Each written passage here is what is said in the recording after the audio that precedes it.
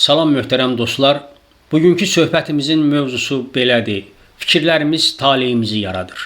Düşüncələrinizə diqqət edin, çünki davranışınıza dönə bilər. Psixologiya elmi bu fikrin doğru olduğunu təsdiqləyir. Bu sadəcə fəlsəfi bir anlayış deyil, beynin işləmə mexanizminə əsaslanan nevroloji bir prosesdir.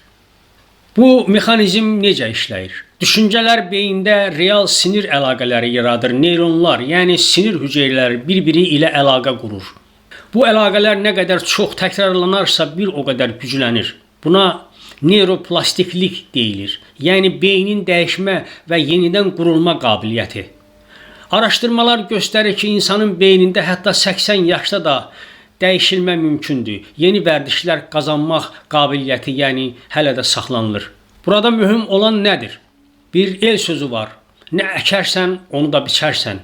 Yəni, bugün düşüncənizdə nə varsa sabah qarşınıza o çıxacaq.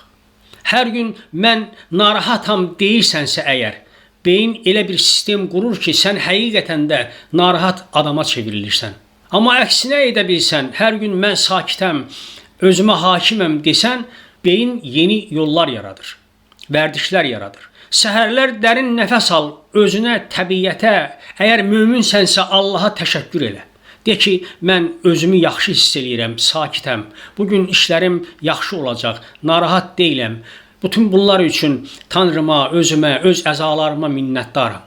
Yəni, mümkün olan qədər pozitiv düşüncələrə dalın və gün ərzində sürəkli təkrarlayın.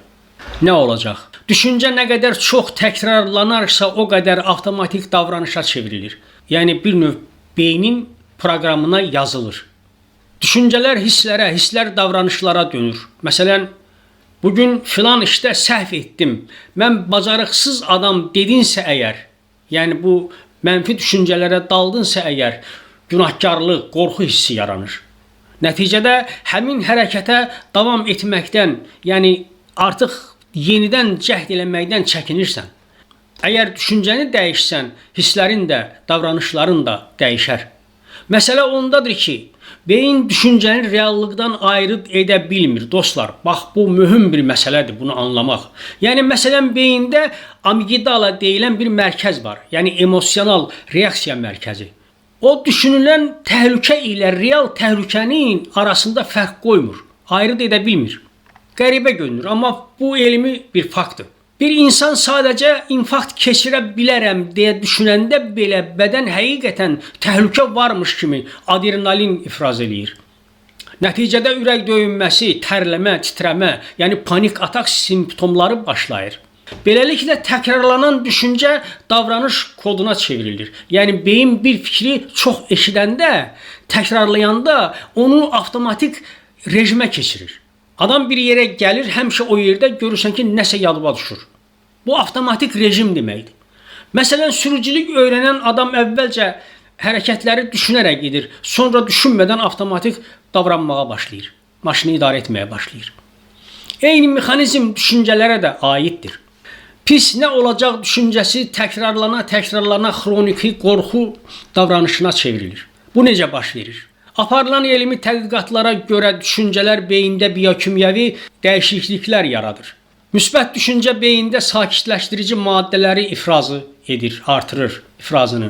Mənfi düşüncələr isə stres hormonlarını yüksəldir və davranışa təsir edir. Yəni bu bir kimyəvi prosesdir.